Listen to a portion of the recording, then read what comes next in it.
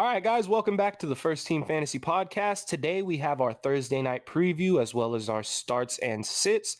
Before we get into our Thursday night preview, yet again, we have another Thursday night parlay for you guys presented by Sleeper Picks. This one's going to be short and sweet, only 4 legs, and I'm pretty sure this one should hit. I know we've said that the past couple times. We've been burned by We're going to get one. A couple yards on a leg each time. This time, no. So first, we got Trenton Irwin over 3.5 receptions. T. Higgins will not be playing in this one, and we've seen Trenton Irwin have relevance with him missing. Our next one, Keaton Mitchell over 37.5 yards. We have seen him do incredible things on very limited volume. Yeah. Asked this week why he didn't, get as much playing time. Harbaugh said, I don't know. We're going to have to get him worked in more this next week. Well, Cincinnati just gave up 150 yards and a touchdown on the ground to Devin Singletary. Yeah. I think 37.5 yards for Keaton Mitchell should be very easily attainable. Our next one, Odell Beckham Jr. over 25.5 yards. They have been making a huge effort to get him targeted in games. In the last game, we saw him take a slant for a 40-yard touchdown. Odell's back. No, he's not the same form he was on the Giants, but obviously he's much older and has had a couple injuries. But for fantasy purposes and, the purpose of getting over 25.5 receiving yards, I like it. Yeah. And our final one, this should be a no-brainer. Gus Edwards over a half a touchdown. Rushing touchdown. I mean, they have shown that when they get to the goal line, they turn around, hand the ball to Gus Edwards. Will they get to the goal line? I do believe they will. In the AFC North, Cincinnati has given up the most points, and they're going to be missing their guy Sam Hubbard today. So that should have some effect. But with that, that's all we're going to do. 4 legs, throwing $5 on it to win $68.75. Like we say, if you want to do these, please do not put too much on it. Everything, regardless of how much of a lock it might look, it's as volatile as anything can be. Just like fantasy football, this goes right with it. So based on that volatility, guys, just be very careful with your spending. Don't ever spend too much. Be responsible. And yeah, with that, we're going to move right into the Thursday night preview. Derek, go ahead and take it away.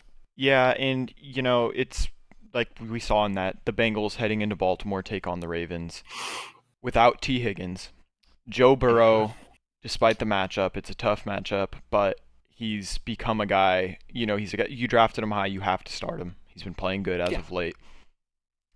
Joe Mixon, you have to start him strictly because he is going to get insane volume. Obviously, it's the same case for Jamar Chase. And then we get into the Tyler Boyd, Trenton Irwin. Trenton Irwin, we have for the 4 receptions. I believe he will get the 4 receptions. Do I believe he should be someone you start in fantasy? I am not completely sold. If you have to throw him in at a flex because you're injured or you have guys on bye, I don't hate that. But he's definitely not a guy I fully believe in. Because I think he can get, 4 or 5 receptions, but if that's for 30 to 40 yards, that kind of burns you. But and it's on a Thursday, so it's like I'd really rather not start Trenton Irwin on a Thursday when there's more options throughout the week, and we still don't know with a lot of people, injury reports, so on and so forth. So yeah, I agree with you. Yeah, Tyler Boyd, he's a guy I feel comfortable starting him because I see the Ravens really honing in on Jamar Chase in this game. They're going to make it to where Jamar Chase is not the one who beats them, and that's the smart approach to do it. If you get beat by, Tyler Boyd, Trenton Irwin, some of the tight ends, it's like you pick your poison. And without T. Higgins, it's a lot easier to hone in on Jamar. Definitely. The first game that the Ravens and Bengals played this year in Cincinnati, I believe T. Higgins scored 2 touchdowns, didn't he? He had a monstrous game. He had like 28 fantasy points. And Jamar was held in check. Jamar had 5 catches for 31 yards. And while it might be noteworthy that the Ravens will not have Marlon Humphrey this week, they did not have Marlon Humphrey the first week that the Bengals and Ravens played. It was Rocky Ya-Sin covering Jamar Chase. He did a very good job.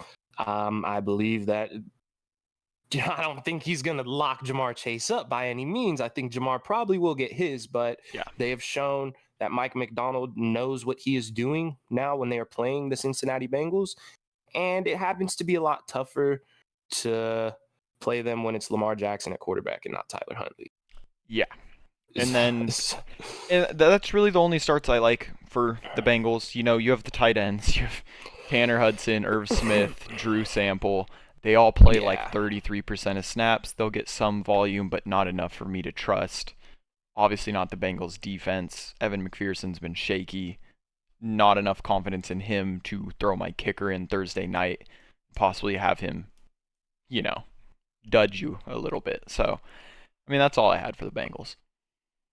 Yeah, I'll take that right into the Ravens. You know, you're starting Lamar. I mean, he's been a little up and down.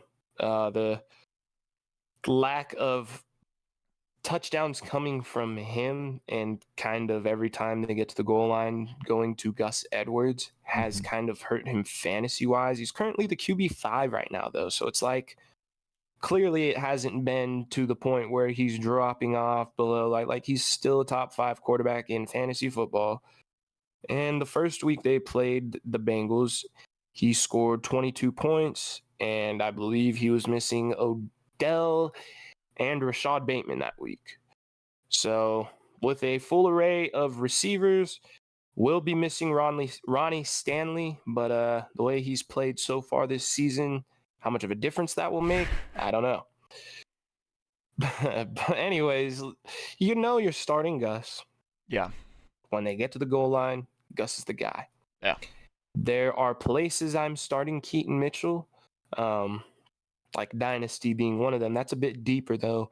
In our normal 10-man league, it's kind of tough because while we've seen how good he absolutely is and can be, they only handed him the ball off 3 times last week. And the Ravens have been known to be a bit screwy with the snap counts. Like I said, the week before, when Gus Edwards, you know, has a great game, he does that on 14 snaps. So it's just, there's no legitimately knowing how much any Ravens running back is going to play. We know that whatever Keaton Mitchell gets, he's going to be able to produce with. Yeah. But the hope is that his snap count rises. So more or less this week, I'd like to wait and see. Definitely a piece that you are holding on to and could help you win a league down the line. Yeah. The way that he, especially like the talent he has compared to everybody else in that running back room, nobody else has that kind of burst. But like I said, we have to hope his snap counts get up and that he's on the field more and they use him more. So this week, if, you know, he gets it done, great. They play the Chargers next week. So I'll definitely be starting him then. But I'd definitely like to wait one more week and just see his volume go up. And if it does, amazing. Yeah. Zay Flowers, automatic. I know he isn't as consistent as we would like him to be. Last week, he didn't fare so well against Seattle, but that's what happens when the team runs for about 300 yards. No one in the wide receiver room is really going to eat. But otherwise, I mean, we've seen Zay average around 4 or 5 catches every week. What he does with them, we will see. You're still starting him, though, in my opinion. Yeah. There might be other guys too. Like, for example, I'm starting Tank Dell over him in one league. I like the matchup against Arizona more than I like the matchup against Cincinnati. It just depends on your roster and the matchups. But in most cases, I think you're starting Zay. Guys like Odell and Rashad, I view more along the lines with Keaton Mitchell. While, you know, they're, especially Odell as of late, has been usable. He's gotten in the end zone the past 2 weeks, and he's shown that he's starting to be the guy that they paid him for, not, you know, doing some Juju Smith thing where he's barely even doing anything but getting paid a bunch of money. And then Rashad Bateman, that like even Lamar is saying they need to target him more, but there are things that it's like, okay, we're seeing improvement, but I'm not going to throw them out there until I see consistency. Yeah. Improvement is good, but I want consistency before I start using them. And I mean, other than that, do I even have to mention Mark Andrews? I don't believe so. Yeah. Justin Tucker. The defenses I'd rather stay away from in this game. I'd prefer to not start the Ravens defense against the Bengals, but yeah, that's about it. Yeah. So we will take that straight into our starts and sits. Derek, go ahead and start us off. Okay, my start of the week at quarterback is going to be CJ Stroud against the Cardinals at home. We've seen he's just been going nuclear as of recent, especially. And we're seeing, fantasy owners, if you have like Justin Fields is returning, Trevor Lawrence has been shaky. There's just guys that I really like CJ Stroud starting over. It's kind of crazy that we're talking about a rookie quarterback that not only is like a must start in fantasy, I mean, he has turned around the Texans franchise as a whole. But yeah, I love the CJ Stroud start. And then Trevor Lawrence is my sit. He's 14th. Like he on the season in fantasy, he's not as, I don't know, he's just not that good this season. And I know they're playing the Titans, and the Titans' pass defense isn't the greatest. God, are we going to keep starting Trevor Lawrence while he gives us 12 to 14 points a week? Maybe 15? I think his highest on the season is 18. I mean, to put it this way, we play a super flex in our dynasty league, meaning that we play with two quarterbacks. The three quarterbacks that I have on roster are Patrick Mahomes, Trevor Lawrence, and Sam Howell. This week, I will be starting Patrick Mahomes and Sam Howell. Yeah. Simple as that. Yeah. Yeah. My quarterback start of the week, we'll go Justin Herbert. Yeah. I know Derek's been on I agree now. I agree. But I do believe that they're going up against Green Bay. I have not been too impressed with the Green Bay defense. Herbert's getting back into form. He had a great week last week against the Lions. Yeah. And I'd like to see him improve upon that. It's tough to say, but my sit of the week is Jalen Hurts. Okay. That Kansas City defense has been winning them games. Yeah. If we're being completely honest, it has not been the offense of the Chiefs that has been carrying them. It's been the defense entirely, and it has been good. We've seen Jalen Hurts struggle at times this year. Now, while he's still the QB2, his worst week was week 1 with 12.5 points against New England. Every other week has been over 20. Yep. I think this might be the one week where he dips back under. This has just been one of the better defenses. He is currently questionable. So and he's dealing with a knee injury. Why I bring that up is because are they going to run that tush push as much with a quarterback with an injured knee? Yeah. I don't think it's the best idea.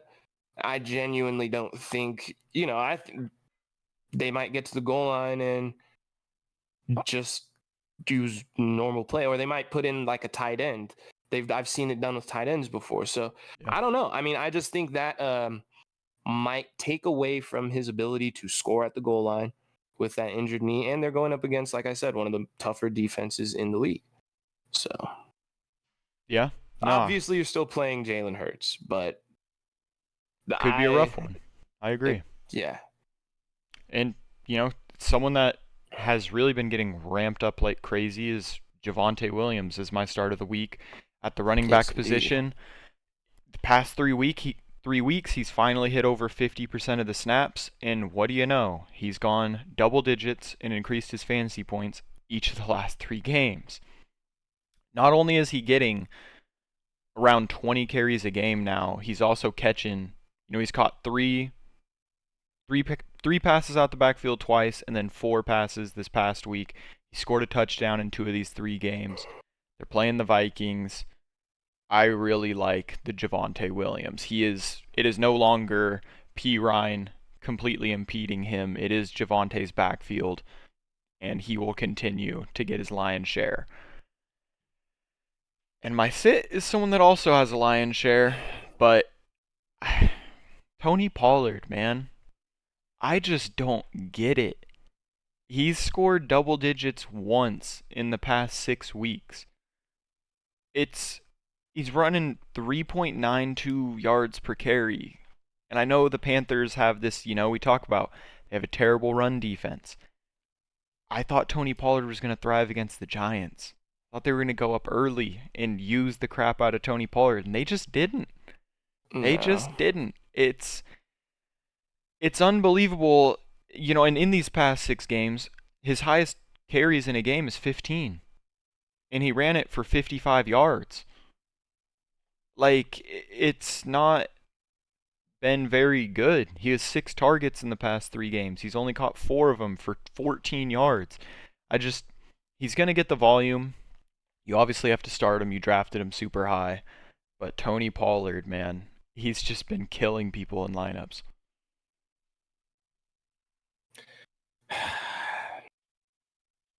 Yeah, it's especially after last year. I guess he just can't handle being the number 1 guy. Yeah. But my start of the week, gotta go with my guy James Conner.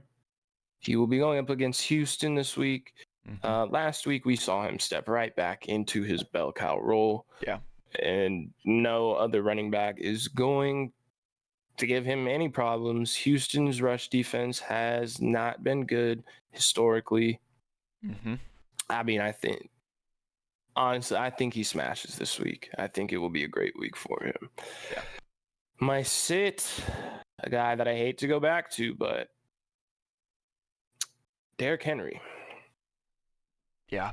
They're going against Jacksonville this week. Jacksonville has been stout against the run. They've been horrible against the pass. With the volume that he's been and the splits with Tyjae Spears, we've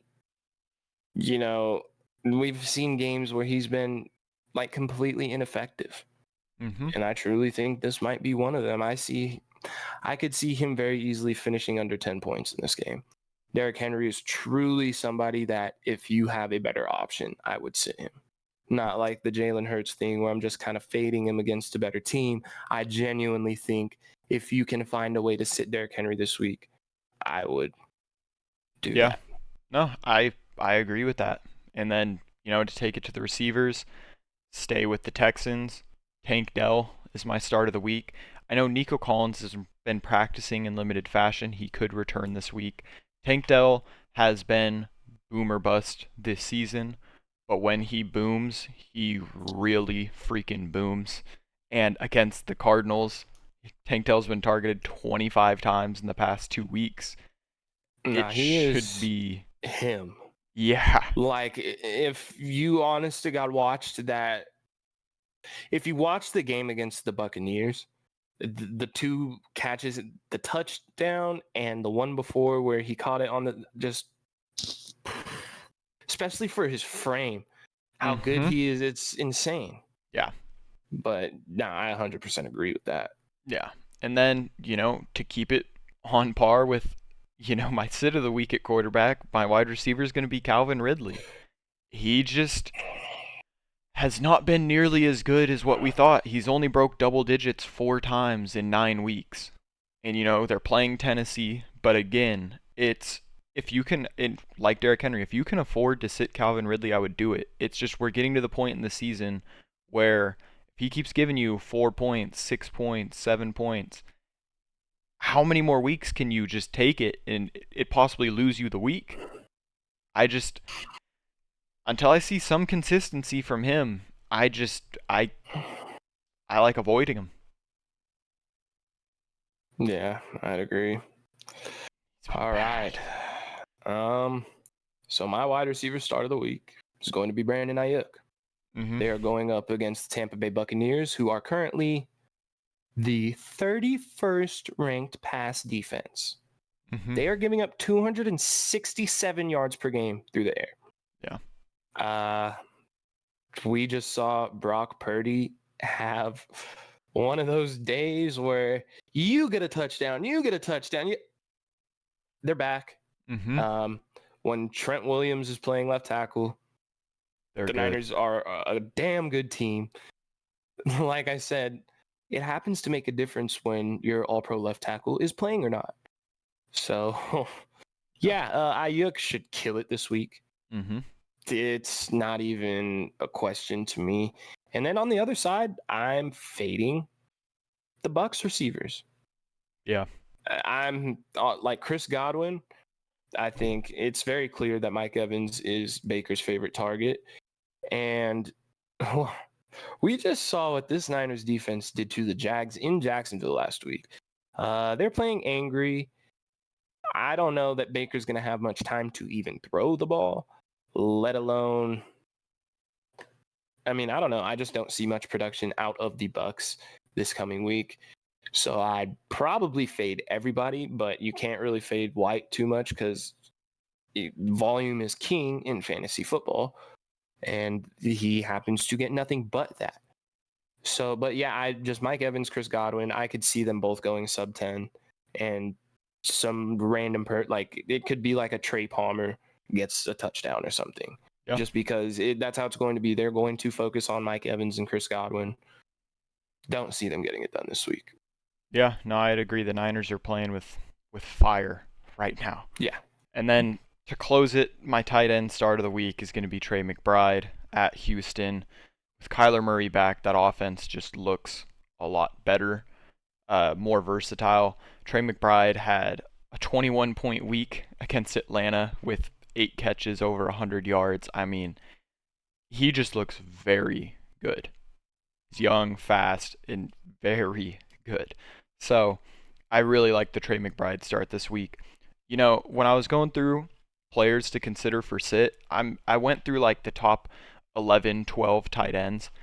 And you know, I didn't put one for a sit of the week. Because when I looked at the top 10, and I looked at 11 and 12, it's like Cole Kmet, Njoku, Dalton Schultz, and Logan Thomas are like those bottom 4 tight ends. And I was like, you know, we're starting to finally see a little bit of consistency. I mean, maybe Cole Kmet if Justin Fields comes back, because I don't know why he's really shaky with Cole Kmet. He either loves him or hates him. But I think if you have one of those top 10 tight ends, you roll him. I'm finally seeing some consistency at the tight end position. A little bit. There's no Kyle Pitts or Jonnu Smith this week. Yeah, no, that's true. I mean, I have Dalton Schultz for my tight end start of the week. Mm-hmm. He's going up against Arizona. Arizona's had a lot of poor performances against the tight end position. Dalton Schultz is coming off of 2 great performances, 27 and 11 points. Yeah. And then the 3 weeks before that, all double digits. The one after the bye, he got 2.5 points, still drew 5 targets in that game. Mm-hmm. But in the past 2 weeks, he has 17 targets. Yeah. I really do like the Houston Texans pass attack right now.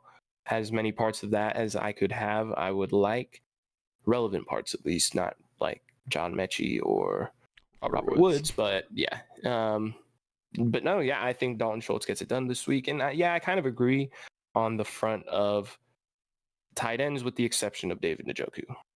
Yeah. They did lose Deshaun Watson for the rest of this year. I think Njoku, as well as Amari Cooper, Elijah Moore, every pass catcher in Cleveland is going to get a significant downgrade for the rest of the year. Because as of right now, DTR has been named their starter going up against the Steelers.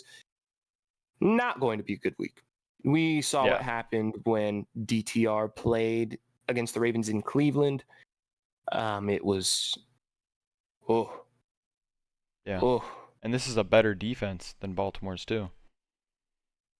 You're funny. But yeah, they're going to get after him. They're going to get in the backfield, and it's it could be a very I ugly was like, one. you're choosing bold words in a week where you guys play the Dolphins. Hey, You're choosing hey, bold leave words. us alone over here, all right? Leave us alone. For now, yes, we will. For now, But I agree, yes. Njoku very well. The whole Browns offense it's could be. the full Browns offense. I mean, maybe like Jerome Ford and Kareem Hunt, not so much due to the fact that, but at a certain point, like, what the hell else is the defense going to do? They're going to stack the box at a certain point. Yeah. Jerome Ford, I just have a little bit more confidence because with, DTR, he'll probably get a few more catches out of the backfield. Yeah. But yeah, it's bleak, honestly, with that announcement that Deshaun is going to be out the rest of the season. Everybody who was leaning on Amari Cooper for, this final stretch, David Njoku was looking good, Elijah Moore finally. Yeah, it's bleak. Mm-hmm. You hate to see that. Yeah. But yeah, guys, that'll pretty much do it for this episode. We will be back tomorrow, obviously, with the Thursday night recap. Injury report. As well as our injury report, going through all of our previews. So everything will be available for you guys tomorrow. Any questions, comments, anything of the like you may have, you know where to reach us. And go ahead, Derek. Come back, take more ups with the first team. Yes, indeed.